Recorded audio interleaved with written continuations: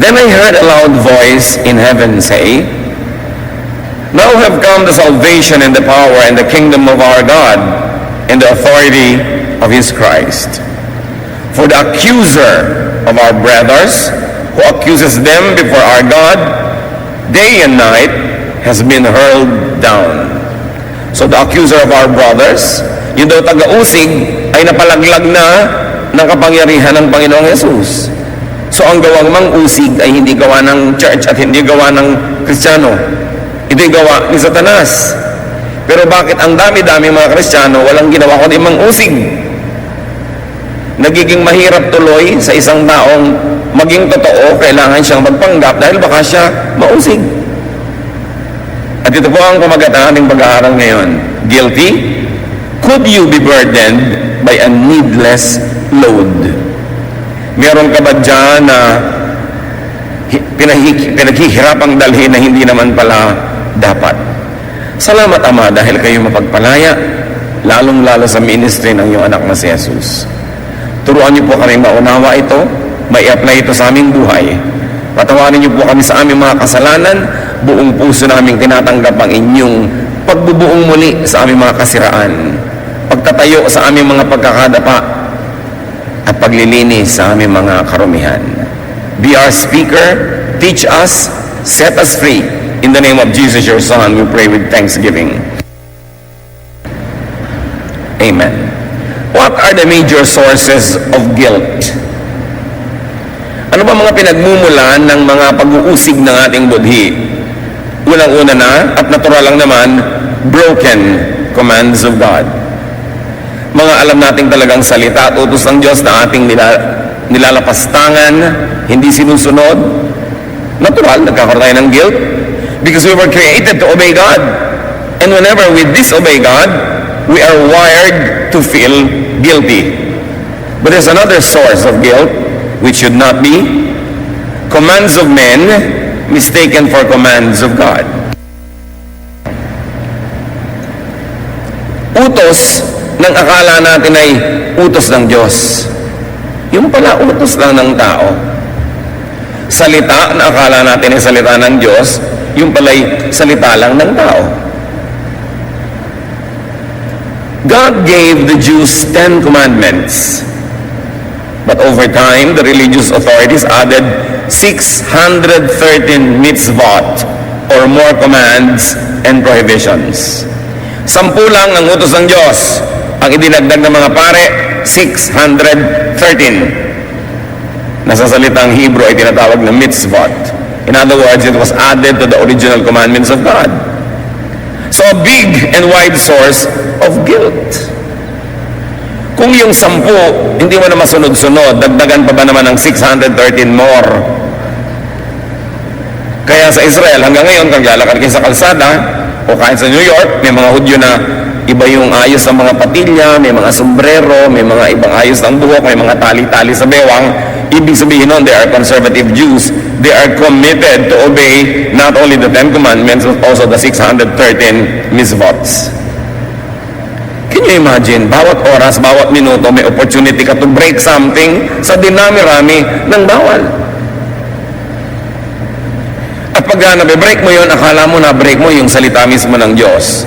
Iba ang value, iba ang weight ng mga salita, kautusan ng Diyos Ama, Anak, at Espiritu Santo sa mga salita ng patriarchs of the Old Testament, ng prophets, o ng mga disciples of the New Testament, or the church leaders after the New Testament. Words of great biblical persons are not always and necessarily the words of God. In fact, sometimes these great biblical persons are mistaken. Ang dami niyan kahit sa New Testament. Si Peter nga natawag pa ni Lord Jesus na, Satan, get behind me Satan, maling-mali ang pinagsasasabi mo. Si Peter pa yon. So what do we do with the words of the prophets, of the patriarchs, of the disciples, of the apostles? What do we do with the words of pastors and priests and religious leaders? Bring them, refer them to the words of Jesus. For everything else that completely agrees with the word of Jesus, value it, obey it as word of God because it agrees and it comes from the word of Jesus. But if it has no basis at all in the words of Jesus, then study if it's authoritative, if it really must be to kill or die for, is it really a must to obey?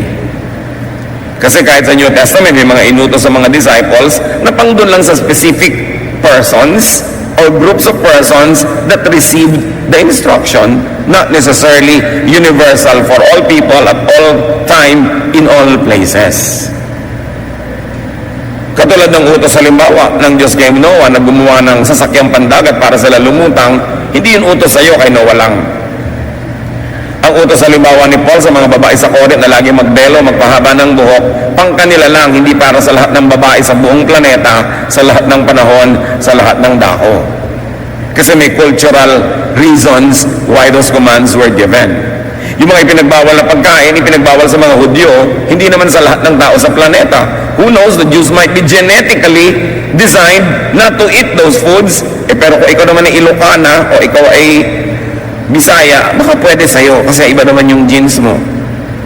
So hindi mo pwedeng kopyahin, sundin, at pairalin sa buhay mo ang lahat ng utos at salita na nasa Biblia, kahit galing yan sa Biblia, kung hindi naman yun para sa'yo. Kaya dumarami ang pabigat, dumarami ang batas, dumadami ito na yung nalalabag na batas na hindi naman pala dapat. Tapos lungkot na lungkot ka, durog na durog ang iyong puso, guilty ka, hindi naman pala dapat. What are some examples of sources of guilt? Let's read from Matthew 12, 1 to 8. One Sabbath, Jesus and his disciples were walking through some wheat fields. His disciples were hungry and began picking and eating grains of wheat. Some Pharisees noticed this and said to Jesus, "Why are your disciples picking grain on the Sabbath? They are not supposed to do that." So, Sabbath ang pinag-uusapan, a legitimate member of the Big Ten Commandments. Pero meron silang nalimutan. Ang kausap ng Diyos sa Ten Commandments sa Sabbath ay employers and masters. Sabi niya, remember the Sabbath day, keep it holy, do not work. Do not make your servants, your female servants, male servants, and do not make your animals work. So, ibinigay ng Diyos yung commandment sa mga amo para huwag nilang abusuhin yung mga tauhan at mga hayop, pagpahingahin man lang minsan isang linggo.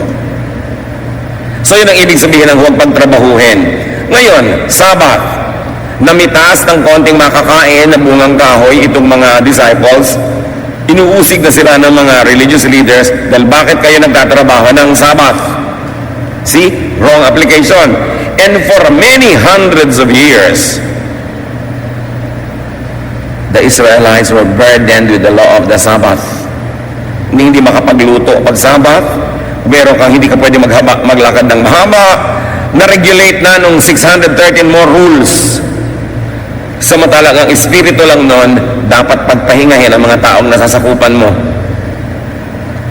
Pero kung ikaw, kumating likod mo, gusto mong kamutin, hindi ka man pinipilit ng amo mo na gawin yun para sa sarili mo, you are free to do it. The Sabbath regulation was for that rich people and masters will not abuse their employees or their slaves or even the animals. So, Matthew 12, 3-8, sumagot ang Panginoon. You surely must have read what David did when he and his followers were hungry. He went into the house of God and then they ate the sacred loaves of bread that only priests are allowed to eat. Haven't you read in the law of Moses that the priests are allowed to work in the temple on the Sabbath? But no one says that they are guilty of breaking the law of the Sabbath. I tell you that there is something here greater than the temple. Don't you know that the scriptures mean when they say, instead of offering sacrifices to me, I want you to be merciful to others? If you knew what this means, you would not condemn those innocent disciples of mine. So the Son of Man is Lord over the Sabbath. Sabi ni Lord, nagpuputok ang butsinyo na pumitas sila ng konting bungang kahoy para kumain dahil Sabbath. Eh bakit ang mga pare nagtatrabaho sa loob ng templo pag Sabbath? But sila exempted. Dahil ang ginagawa nila, paglilingkod sa kapwa. So, sabi niya, ang mahalaga, mapaglingkuran ng mga nangangailangan. Hindi yung to the letter, susundin mo yung regulasyon. In fact, the regulation was meant for masters not to abuse people under them. So, kindness to the needy was an exemption, according to the Lord.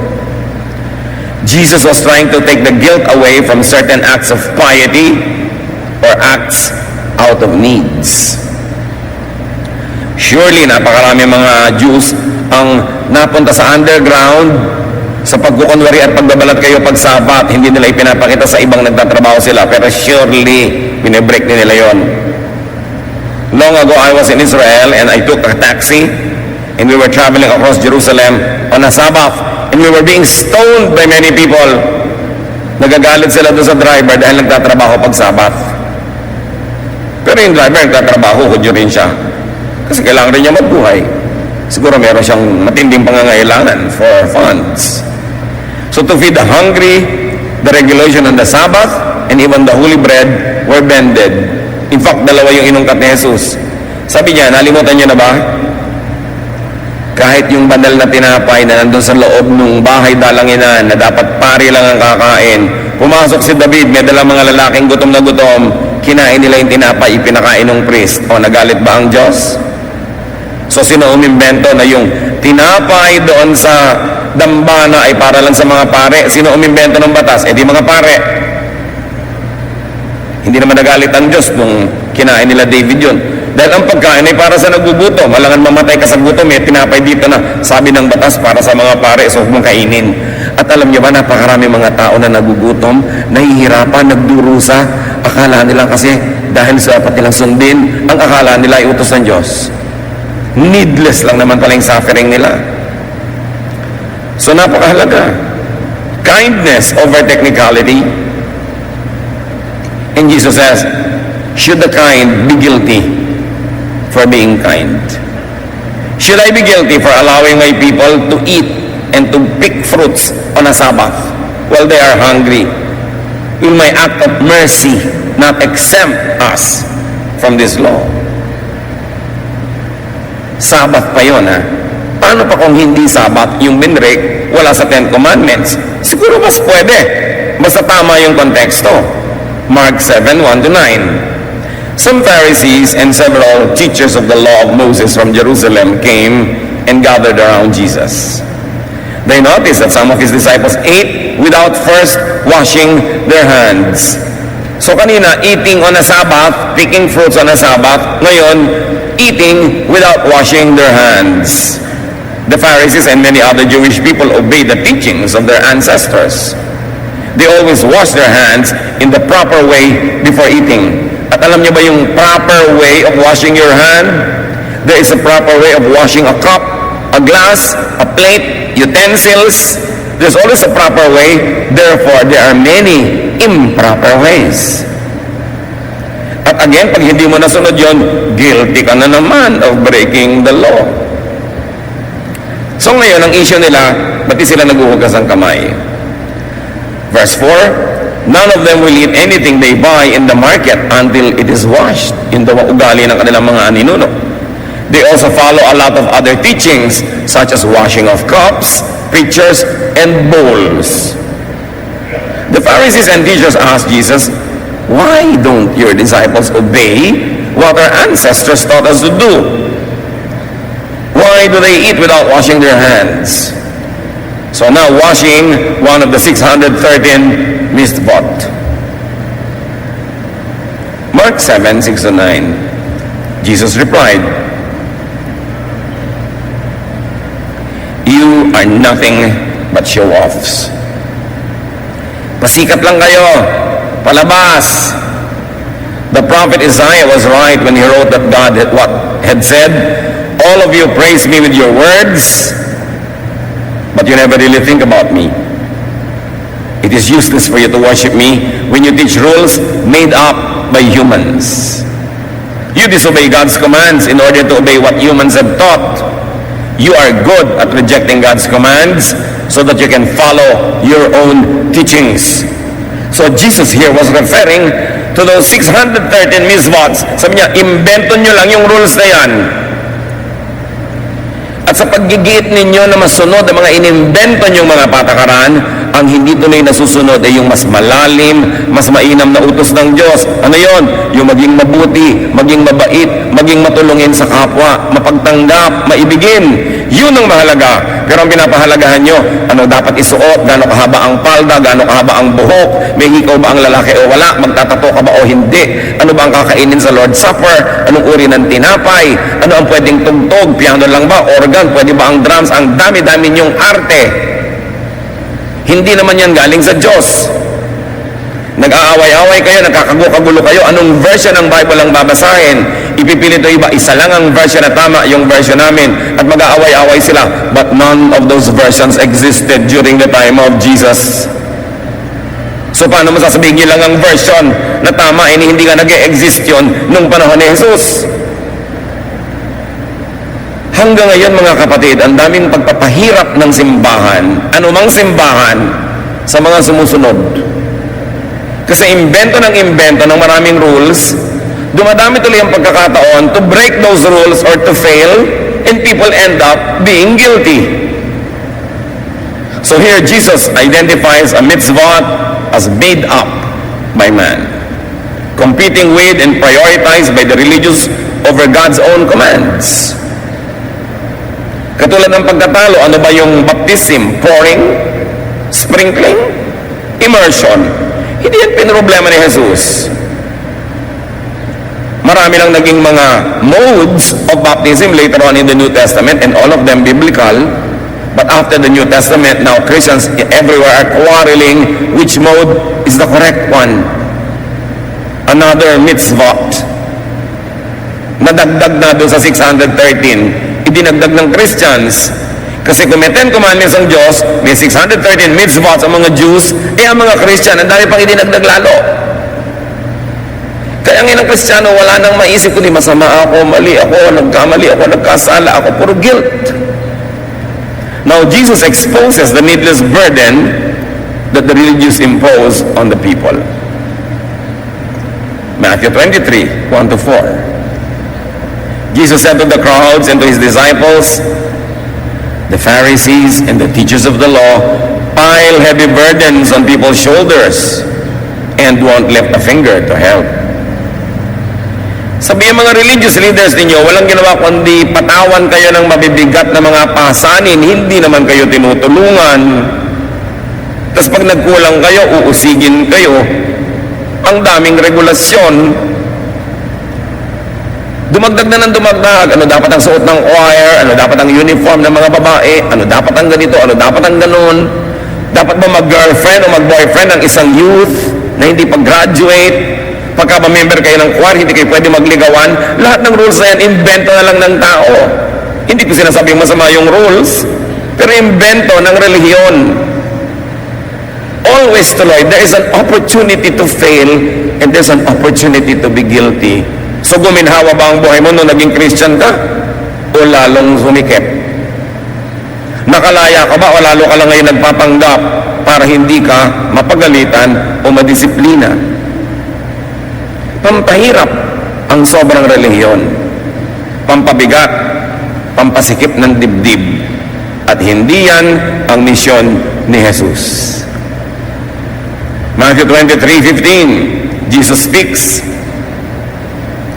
woe to you, teachers of the law and Pharisees, you hypocrites! You travel over land and sea to win a single convert. And when he becomes one, you make him twice as much a son of hell as you are. Gumagastos pa kayo sa mga misyon, sabi ni Jesus. Tumatawid pa kayo ng mga dagat at bundok para may kaluluwa na madala sa inyong mga pinaniniwalaan, at matapos sumunod sa inyo, nadodoble lang ang pagiging anak ng impyerno. They become sons of hell, they become judgmental, or if not, they become conflicted and tormented. Dati hindi siya guilty, ngayon guilty na. Mabuti sana kung galing sa Diyos yung pagpapagilty para siya magbagong buhay. Kung mitzvot lang pala, church ordinance lang pala, na inimbento ng board o inimbento ng elders o inimbento ng pastor o ng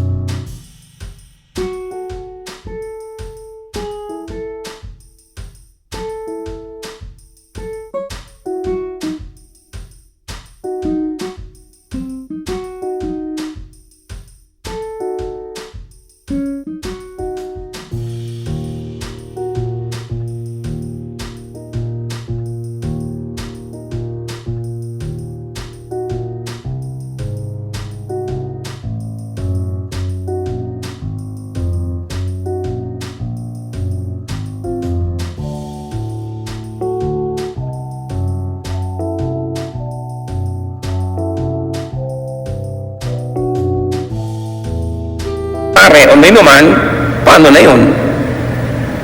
Sayang ang religion pag ganyan ang ginagawa. Hindi tinutupad ang utos ni Jesus, kabaligtaran ang ginagawa, mas pinahihirapan ang converts. I love Jesus very much. You know, Jesus in His ministry of comfort reduced all the commands to just two. Love God and your fellow men. The 10 Commandments, forget it. 613 mitzvahs, forget it. Matthew 22, 35 to 40. One of them, an expert of the law, tested Jesus with this question. Teacher, which is the greatest commandment in the law? Jesus replied, love the Lord your God with all your heart and with all your soul and with all your mind. This is the first and the greatest commandment. And the second is like it. Love your neighbor as yourself. All the law and the prophets hang on these two commandments. Ni wala sa 10 commandments yung binanggit niya. Sabi niya, dalawa lang ang mahalagang commandment. Kaya siguro ipinadala ng Diyos Ama ang Diyos Anak para ituwid ang pagkakaligaw mismo ng templo, mismo ng relihiyon. Kailangang itama, kailangan magkaroon ng reformation. Sa niya, dalawa lang. Love God, love your fellow men. Love is above all. Gusto ko kayong hamunin. At this point, humanap kayo ng application sa sinabi na yan ni Lord. Niya, ito lang ang unahin mo. Love God and love your fellow men.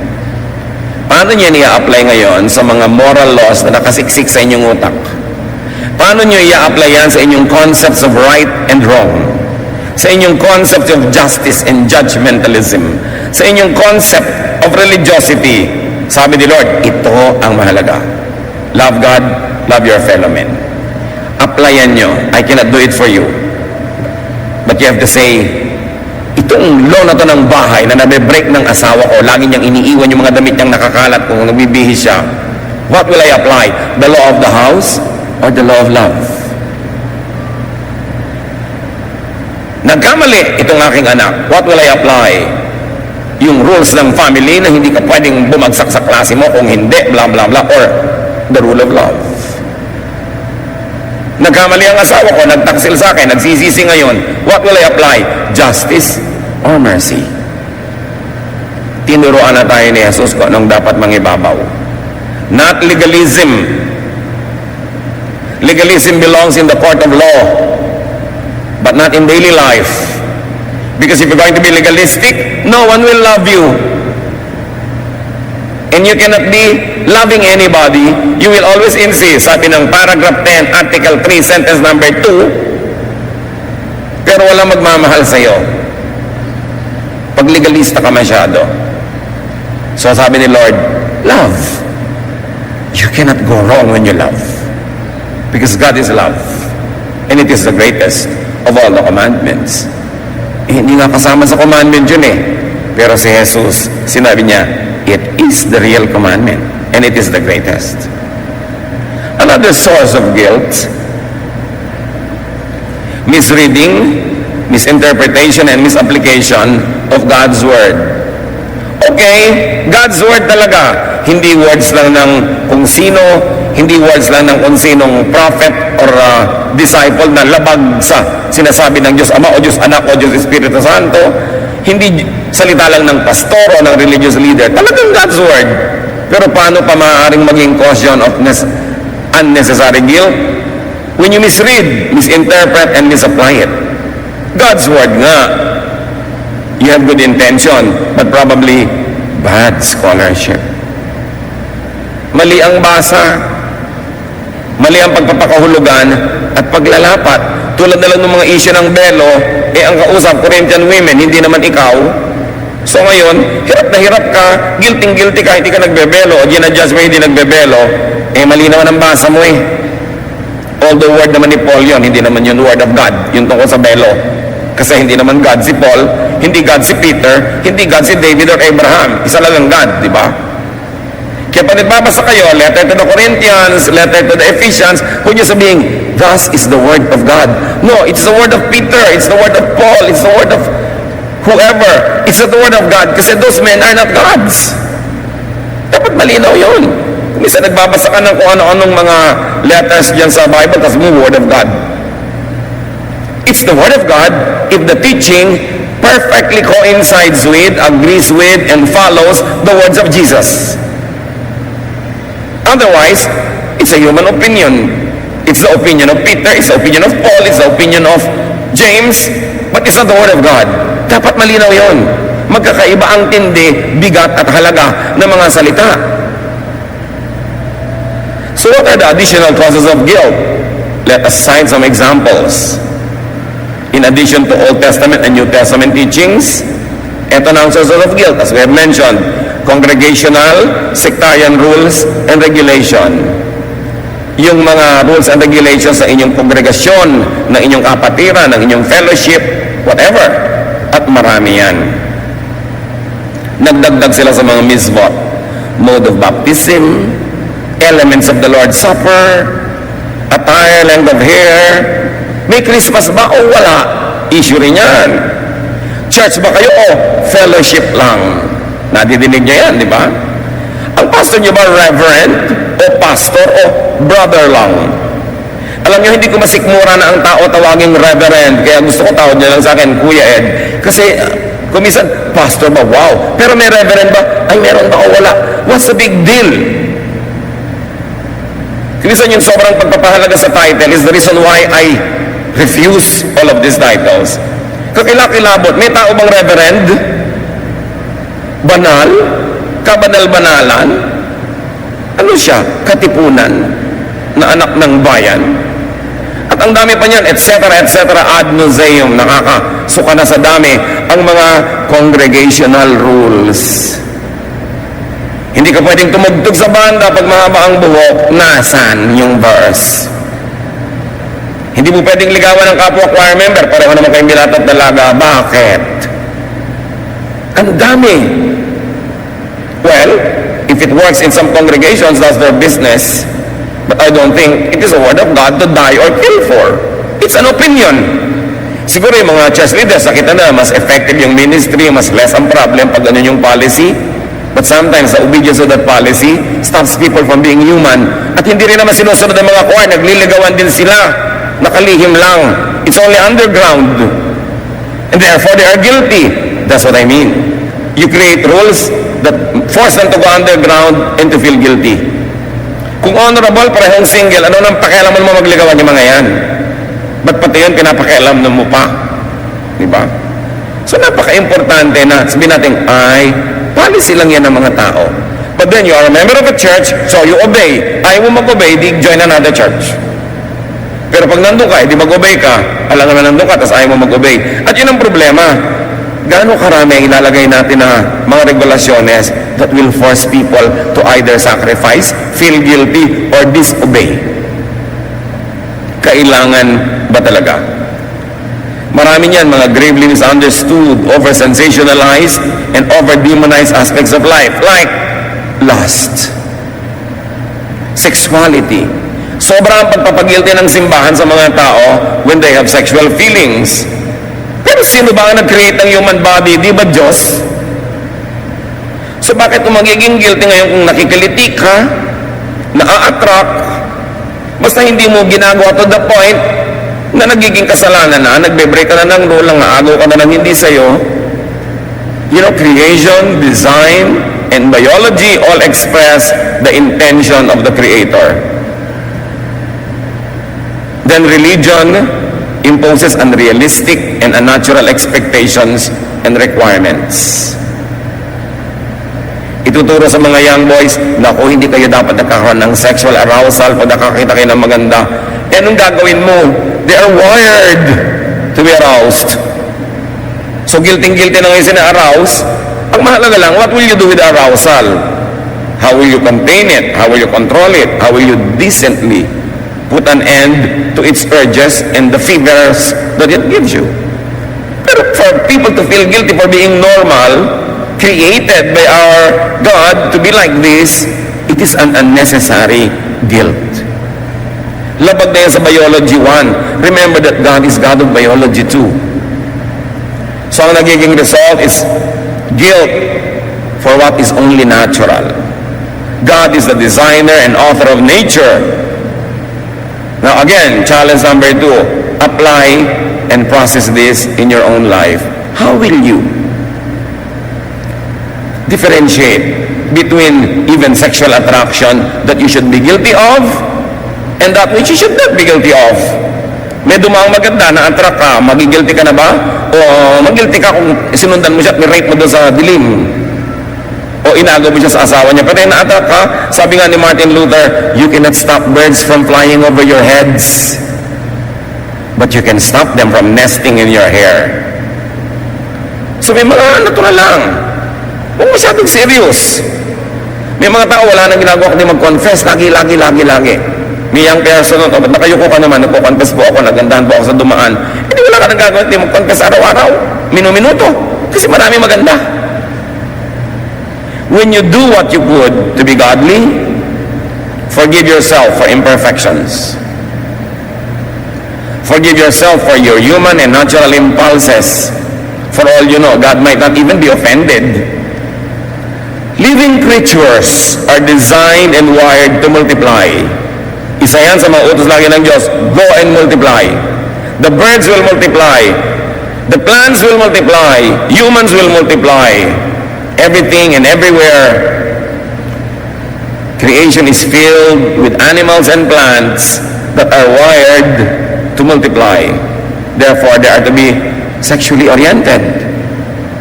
Kahit ang bulaklak, the bulaklak is the sexual organ of the plant.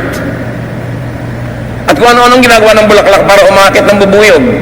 Di ba nagpapabango, may mga kulay, may mga kung ano-anong mga lumilipad-lipad na mga design. All of it to attract pollination. All of it to attract sexual intercourse through the insects so that the flower will become a fruit and the fruit will become a tree. So, mamasamayin niyo ba yung bulaklak na nagpapaganda? Mamasamay niya sa bulaklak na, di bale, wala akong kulay pero mabango naman ako. Kaya lahat ng mga bulaklak na walang kulay, mabango. Yung mga wala namang bango, makulay naman ako. Dinadaan sa mga kung ano-anong gimmick to attract insects.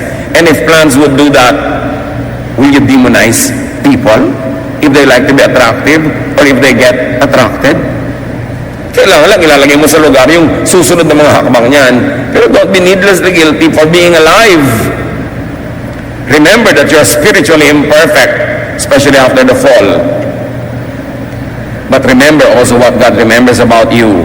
Psalm 103:13, 103:14 rather, because God knows we are made of dust. Alam niya, gagawa tayo sa lupa. At hindi laging masamang we are made of dust. Naaalala lagi ng Diyos, oo nga, nilikha ko sila to reproduce among themselves in a sexual way. Kahit mga bubuyog, walang inisip kundi mag-sex, di ba? Mga aso, mga pagong, mga halaman, lahat. But of course, we humans are governed by higher spiritual laws, but you should not demonize yourself for being alive and for being sexually alive. Except that God has given us ways how to address these needs and these need of humanity to continue to procreate. Pero hindi laging guilty, laging guilty, laging guilty. Merong dapat ika-guilty, merong hindi. Kayo ang pumili. But remember, biology, plants, animals, and humans are made of dust. It could mean are sexually oriented. That is the way we reproduce. Psalm 51:5, surely I was sinful at birth, sinful from the time my mother conceived me. What a sobering realization or acceptance. Hindi ito laging self-condemnation. Surely I was sinful at birth, sinful from the time my mother conceived me. It could be a very enlightened way of accepting oneself. Oo nga, I can strive to be better, I can strive to be good. Once in a while, I will have some dosages of momentary perfection, but I cannot be perfect for long because I am made of dust. And in sin, my mother conceived me. It is not meant to justify wanton wrongdoing, but it is meant also to make us realize that there is an end to what we can do as humans, and we should not be guilty for being humans because we are still in the human frame. Another cause of guilt, which should not always be, is the issue of pleasure. Diyan magaling ang church, o sige lahat na nag-enjoy. Bawal mag-enjoy. Bawal ang masarap na pagkain at marami. Bawal ang magandang damit. Bawal ang alahas. Bawal ang ganito. Bawal ang malaking bahay. Bawal ang ganito. Lahat. But Solomon says, in all his wisdom, enjoy life. So will you be guilty for enjoying? Sabihin, naku, tama po ba pastor na magpa-party po kami, ang dami naming gagastos, and tapos maraming mahirap? Eh gusto mo, huwag ka na mag-party, pamigyan mo na lang sa mahirap lahat ng pera mo. Eh mahirap pa rin naman po sila kahit ibigay namin yung pera namin eh. Eh di mag-party kayo ngayon para huwag ka mag-guilty, magpadala ka ng pagkain doon sa mga mahirap mo kapitbahay. O magpadala ka ng donation sa charity, a certain % of your budget. Pero alam mo, hindi ka na mag-party, bine-bless ka naman ng Diyos with abundance, tapos mamumuhay kami na parang mahirap, parang binaliwala mo naman yung blessing sa'yo ng Diyos. So, lalagyan mo ng balanse para di ka mag-guilty. Marami pang issue, especially the issue of divorce. Alam nyo, kung masusunod lamang ang napakaraming unhappy couples, they would like to have divorce. But many are confused. Many are condemned, and many suffer needlessly. And one gravely misunderstood verse is Malachi 2:16. I hate divorce, says the Lord God of Israel, and I hate a man's covering himself with violence as well as with his garment, says the Lord Almighty. So guard yourself in your spirit and do not break faith. Ano ang kahulugan ng mahiwagang verse na ito na kinuquote ng lahat ng Christian who are against divorce? But they usually quote it out of context. Sabi ng Diyos, ayoko ng diborsyo na para bang ginagamit lang yung diborsyo ng mga tao na damit, pangtakip sa kanilang mga violence, pangtakip sa kanilang mga bisyo at mga kasamaan. Here, divorce refers to Israel's unfaithfulness to and departure from God than to a husband and wife separation. Yun ang problema sa bad scholarship.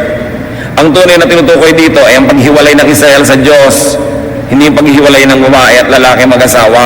Ginamit lang yung metaphor ng marriage, pero ang tunay na tinutukoy ng subject matter, pagtalikod ng Israel sa Diyos at pakikitungo sa ibang mga Diyos-Diyosan. Marriage was used only as a metaphor or a symbol, but Malachi is not talking about human marriage. It's talking about the partnership, the covenant between God and man. At yung salitang divorce in biblical vocabulary also referred to man's abuse of it, of disempowering and destroying women.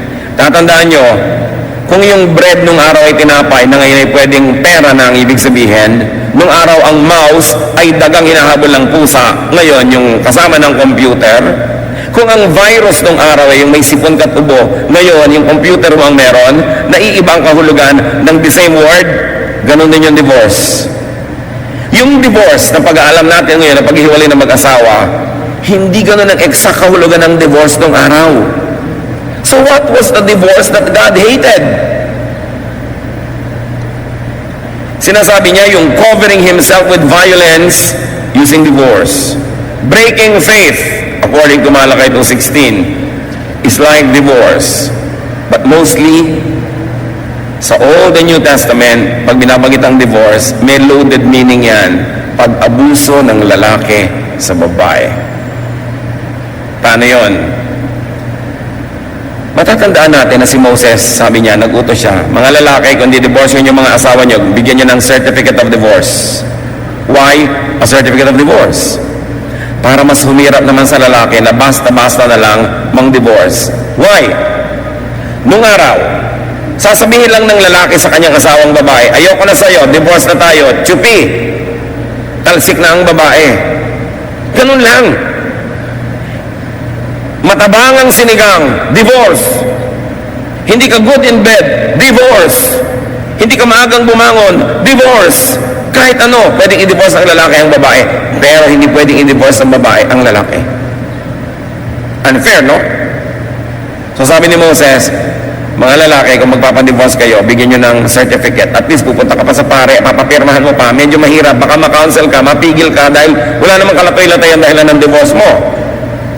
Meron pa mga lalaki, may magugustuhan silang ibang babae, pero siyempre alam nila kasalanan makiapid doon dahil may asawa sila, di-divorce nila yung babae ngayong gabi.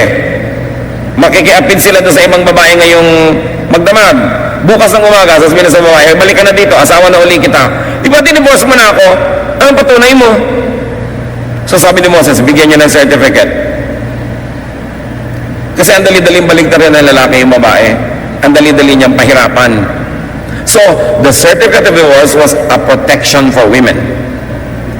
Hindi yun pag sang-ayon na basta mo na lang siya i-divorce. Binigyan man lang kahit konting protection. Now, ito yung divorce that God hates. Yung I hate divorce. God and Jesus hated divorce, the instrument by which men so easily threw women away, only to pick them up at will. That was a divorce God hated. God and Jesus hated the kind of divorce that abused the weak, that caused women and the weaker partner to suffer. Yun ang divorce at tinutukoy. The word divorce then does not exactly mean what divorce means now. So hate pa rin man ng Diyos ang divorce kung ang dahilan at ang pagdi-divorce ay para mapalaya ang sino mang partner na hihirapan, nagdurusa, nalalagay sa panganib dahil murderous or insane yung husband, pinagtataksilan, inaabuso ng harap-harapan. Will God still hate a divorce in that context? Yun ang pangatlong challenge. Isipin nyo.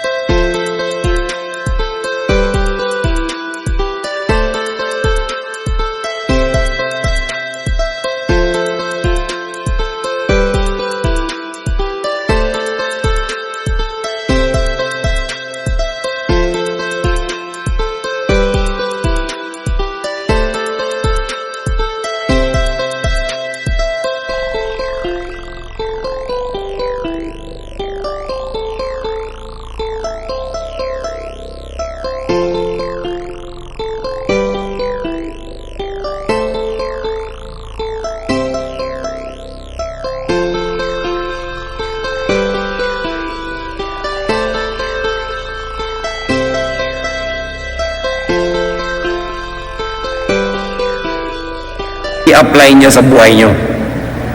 Kasi maraming tao, sa pagsunod lang sa do not divorce, nawasak na yung buong buhay nila, kaisa-isa lang yung buhay, paano kung nagkamali ka pala ng pinakasalan?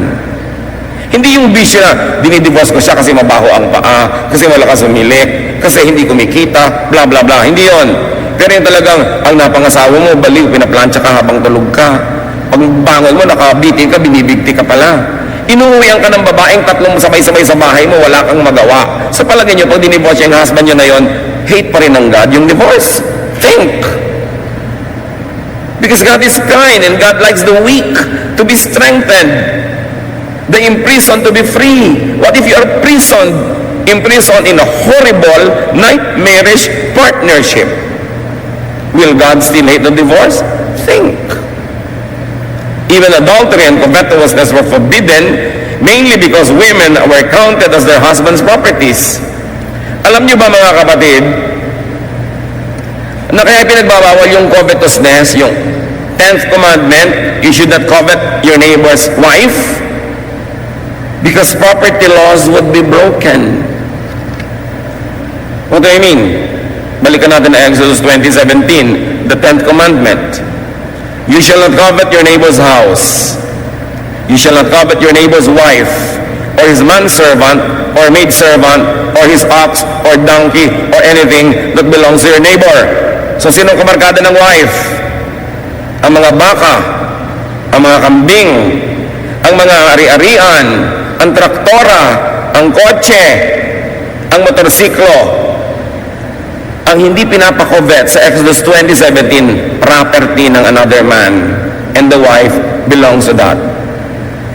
The context of not coveting your neighbor's wife is not to respect the wife, but to respect the man who owns her. Because in the Old Testament and up to the New Testament, a wife is a property.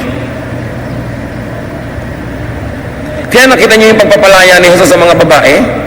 Yung kasama niya kahit saan, mga babae na hindi nagpapaalam sa mga asawa. Nagkaroon sila ng freedom from being owned by a man. Yung babaeng si Mary na nakikinig sa kanyang pagtuturo kasama yung mga kalalaki, sabi ng Sister Martha, papuntahin niyo po yung kapatid ko si Mary sa kitchen where we women belong. Natanggap na ni Mary yun ni Martha. Sabi ni Lord, gusto ni Mary maging disciple, gusto niya magturo, gusto niya maging parang lalaki, hayaan siya dito. She has actually chosen the better portion, sabi ni Lord.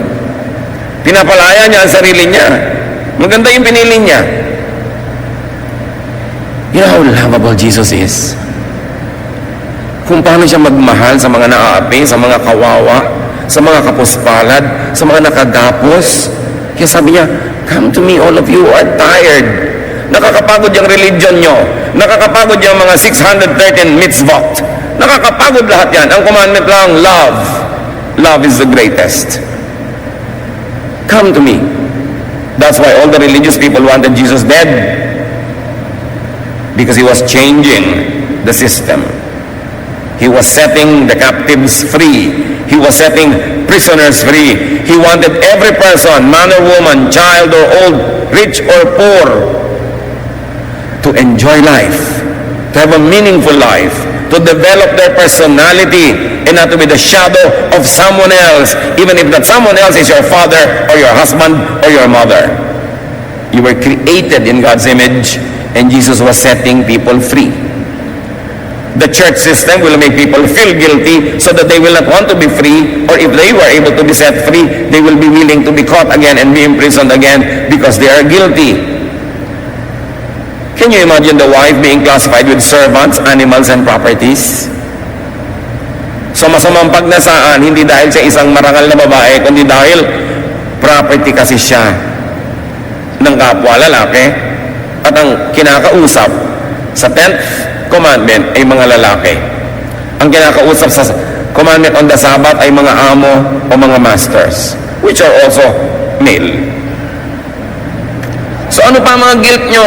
Nagigilty ka na hiniwalayin mong asawa mo na lagi ka na lamang na pinagtataksilan, ninanakaw ang savings mo, pineprenda ang mga alahas mo, tapos inuuwian ka ng syphilis, sisipin kung kani-kanino, tapos uuwian ka ng mga gonorrhea, tapos ngayon humihiwalay ka, pinapagilty ka ng religious counselor mo, sabi niya, alam mo, ang gusto ng Diyos, bumalik ka doon, magdusa ka because God hates divorce. Wrong reading. Meron pang isang accusation na lagi tayong guilty, materialism. Hoy sister, di ba, Kristiyano ka na, bakit ang dami-dami mong damit? Bakit ganito, ganon? Guilt for having fine things. Guilt for being comfortable. Of course, this guilt is fed and fanned and promoted by the church that glorifies sacrifice, that demonizes possession of properties. Why? Because the churches want you to donate everything you have. Kaya pinapagilty ka pag may mga ari-arian ka. brother, mas malaki pa ang bahay mo kaysa sa church. Diba? Nakarinig na ba kayo ng mga ganon? Mabuti pa yung bahay mo, may garahe, yung church wala. Actually, may truth naman yun. Pero kung pinaghirapan niya yun, property niya yun, ba't mo pinapagilty? Proverbs 15:6, the house of the righteous contains great treasure. Righteous siya, kumikita siya, huwag mo siyang pagiltihin. Hayaan mo siya magkaroon ng magandang kama kung gusto niya. If God blesses you with abundance, enjoy it. Just don't fail to share. Don't fail to give to God what is God's, and to your fellow men the help, the charity that you could. But enjoy God's blessings to you. You don't have to be guilty for being rich. Eh, pinayaman ka ng Diyos, tapos babaliwalain mo, di binabaliwala mo yung bigay sa'yo. So another source of guilt is of course the excessive focus on sin and guilt. Wala nang itinuro kundi kasalanan, kasalanan, kasalanan. Kaya marami tuloy mga Christian, pag matagal na sa church, ang nangyayari sa kanila, wala ring inuungkat kundi kasalanan ng iba. Walang hinahanap kundi kasalanan ng iba. The burden of sin and guilt, of course, makes the priest and other dispensers of forgiveness look more important. Siyempre, lagi kang uusigin kasi nagiging mahalaga tuloy yung ministry ng mga religious leaders na laging magbibigay sa'yo ng kapatawaran. Kung nasa ritual ng simbahan na yun na pwedeng magbigay ng kapatawaran yung leader, nagiging importante siya, so lalo kang papagiltihin. Now, what are the cures to guilt and to needless guilt? Obedience to God, of course. You don't want to be guilty? Be perfect. If you could. Babalikan natin yan. Another cure, knowledgeable, wise, and spirit-led scholarship. Pangontra sa pinag-usapan na natin kanina na careless or substandard knowledge of the Word of God. Mali-mali tuloy interpretation, mali-mali ang reading, nahihirapan tuloy. There should be differentiation of man's commands from God's commands. Bible, men outside the Bible. Men in your church, man-made rules. Dapat clear. Ito talaga, yung 10 Commandments. Pero, sabi ni Jesus, dalawa na lang. Love God and love fellow men. Ano ngayon ang relasyon ng mga ibang regulasyon ng buhay mo doon? Process it. The fourth challenge. Gano'ng kahalaga talaga yan? So they really feel guilty? Idinidikdik ng pastor talaga, ng mga religious leader. Sunday is for the church. O may lagnat ka, hindi ka makapunta sa church, will you be guilty? Birthday ng nanay mo, may celebration kayo sa Palawan, sasama ka ba o mag-church ka? Kung sumama ka, will you be guilty? It's a challenge for you. Process it. Against God's commands, against God's love, against what is needed, against what is practical, what is decent. Process it. Pero siguro naman kung out of the 52 weeks, 40 na yung absence mo, dapat ka na talaga mag-guilty niyan. Tamaan ka ng kidlat, lumubog ka sa lahar, kung gano'n na karami yung absent mo, no? Pero kung may mga mahalaga, may namatay, may sakit, may celebration, huwag ka lang lumampas ng more than 10% of the year na absent, dapat ka pa talaga mag-guilty. But some churches will make you feel guilty. Why? Because they want you to attend. Why? Because when you attend, you donate. Kung magte-text kayo, Pastor, absent po ako, pero ipinadala ko na po sa Banco de Oro ang aking tithe. Baka hindi ka na usigin. Absent ka pala, di ipadala mo para matulungan mo po yung church. Kasi kahit absent ka naman, ganun pa rin yung rent ng building Di ba? Kahit absent ka, ganun pa rin yung bills ng kuryente. So yung mga obligasyones mo, huwag mo pabayaan dahil lang absent ka. O pagka-present mo, doble. Siguro hindi ka naaawayin ng whoever religious leader yun nandun. Kasi siyempre, the church has to survive its economic responsibilities. So, a knowledgeable, a wise, and a spirit-led reading, interpretation, and application of God's Word, and church history. Kailangan niya ng tao para mabawasan ng excessive expectations, oppressive standards, needless guilt when you fail, and needless judgmentalism when others fail. Test. Para malaman mo, ito bang teaching na ito is to die for, to kill for? Is it really from God? Use this test. Is it easy and restful? Itong policy ng church namin na to, doable ba? Easy and restful. Because easy and restful is the style of Jesus. Pag oppressive, ang hirap-hirap, baka hindi na style ni Jesus yan. Ask yourself, does it make life easier and more restful? Is it Solomonic in Jesus' life?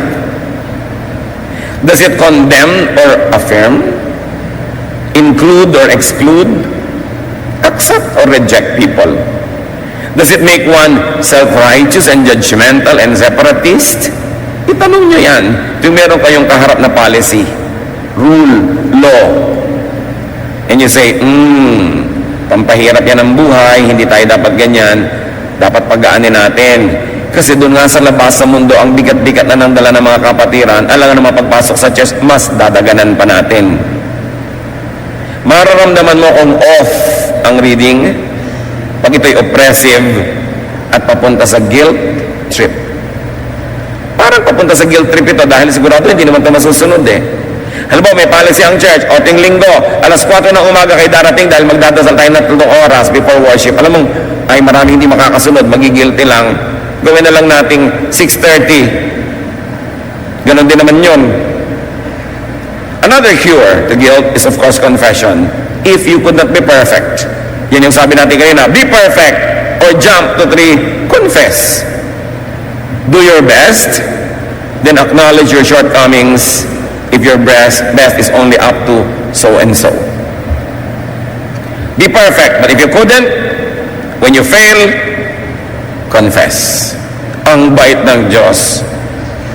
Mataas ang requirement niya. Sabi niya, be perfect for I am perfect. Tapos may kasunod, 1 John 1:9. But if we confess our sins to God, He can always be trusted to forgive us and to take our sins away. So mga anak, dapat perfect ang grade mo. Pero kung 74, love pa rin kita. Yun. May mga anak, takot na takot sa magulang, nagpapakamatay pa yung iba dahil mababa yung grade. Kasi tinakot ng tinakot. Dapat mataas talaga yung expectation mo. I expect you to excel. I want you to be the best. I want you to win. But if you don't win, my love remains the same. Yun ang love ng Diyos. Love na hindi natin dapat gawing lisensya para huwag na tayo magsikap na maging mas mabuti ng mas mabuti ng mas mabuti. Total, patatawarin pala tayo. No.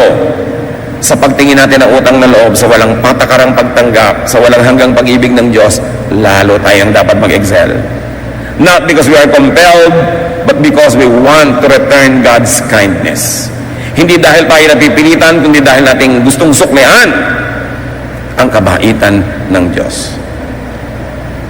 Kailan ba natin mauunawa, maia-apply at maia-enjoy ang pag-ibig ni Jesus sa buhay natin?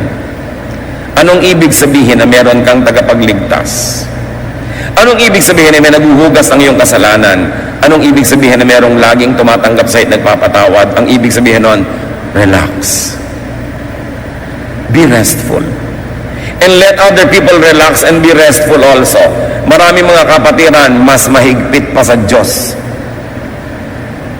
Diyos ang bahala. Gusto kong idiin, huwag gawing lisensya ito para maging pabaya. Pero lagi niyong tatandaan, pag nagawa niyo na yung best niyo at hanggang doon na lang, papunuan niyo kay Jesus. Siya ang pupuno. Siya ang perfecter of our faith. We strive, we struggle, but we cannot be perfect. So wherever we reach our maximum, our limits, let God be the perfecter. Let Him add so it becomes full. You want to be restful? Focus on forgiveness and justification in Christ. Focus on God's kindness. John 8:7-11. If any one of you is without sin, let him be the first to throw a stone at her. Sabi ni Lord sa crowd na gustong bumato sa babae na nahuli sa kasalanan. Again, he stooped down and rolled on the ground. At this, those who heard began to go away, one at a time. The older ones first, until only Jesus was left, with the woman still standing there. Jesus straightened up and asked her, "Woman, where are they? Has no one condemned you?" "No one, sir," she said. "Then neither do I condemn you. Jesus declared, "Go now and live your life of sin." Caught in the act, the people wanted to stone her to death, and Jesus says, "Well, sige, yung walang kasalanan, mauna na lang bumato." Wala siyempre naglakas ng loob dahil lahat may kasalanan naman eh. So sabi niya, "Wala bang bumato sa iyo?" "Wala po, hindi rin kita babatuhin. Umuwi ka na iha at magbagong buhay." Loving, very nice. Maraming Christian, brethren, kapatid, judges, accusers, condemnators, and that is the work of Satan, not of Jesus. So, the last cure in the list, but not definitely in the truth about life, is acceptance of one's humanity, mortality, imperfection in this life. Also, acceptance of other people's humanity. Kailangan matanggap mong tao ka, hindi ka pa perfect. But you grow in the Lord. You grow in Christ-likeness. Room for improvement is the biggest room in the world. 2 Corinthians 3:18, the Lord's Spirit makes us more and more like our glorious Lord. So while you cannot be perfect, you can get nearer and nearer to perfection, to Christ-likeness. That is doable. That is required by God. So ulitin natin ang sabi ng Panginoon sa Matthew 11:28-30 to give a context to everything we have discussed. "Come to me, all of you who are weary and burdened, and I will give you rest. Take my yoke upon you and learn from me, for I am gentle and humble in heart, and you will find rest for your souls. For my yoke is easy, and my burden is light." Let us strive to be Christ-like as much as possible. But when or where we fall short of God's glory, let us rest in God's love. Let your faith, let your religion, your Christianity be a shelter, a resting place, a hospital, a healing place. Not a guilt box, not a courtroom, not a jail, not a torture chamber. Let us bring Christ back to Christianity.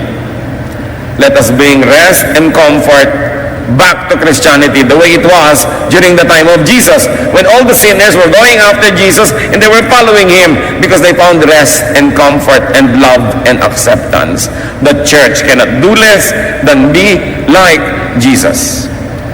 So accept your imperfection, even celebrate your humanity. 1 Corinthians 13:10, "But what is perfect will someday appear, and what is imperfect will then disappear." Sabi niya, darating ang panahon, the perfect will come, and the imperfect will pass away. All our imperfections will be made perfect in Christ. Pero darating pa lang yung panahon na yun. Sabi ng verse 13, "For now, there is faith, hope, and love. But of these three, the greatest is," church, "love." Darating ang panahon, sabi niya, mape-perfect tayo. Pero ngayon, hindi pa. So, ang pairali niyo, pag-ibig. Pag-ibig sa kapwa. Pag-ibig din sa sarili. Do not condemn yourself needlessly for a sin that you have already confessed. For something wrong that you have already repented for. Maawa rin sa sarili. Kung minsan hindi naman tayo malupit sa iba, sa sarili.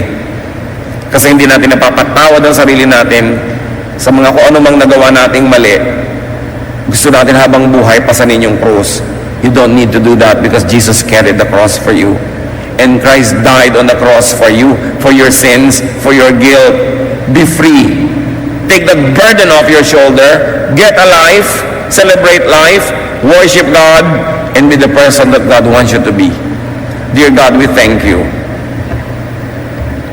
We thank you for freedom. We thank you for your kindness and goodness to us. Suriin mo kami, Panginoon, kung kami po'y nagiging masikip ang buhay dahil sa aming judgmentalism of others and of ourselves. Sa sobrang guilt na hindi naman pala dapat. Lord, ituro mo po sa amin yung mga bagay na dapat talaga mag-guilty kami pag mali at ginagawa namin.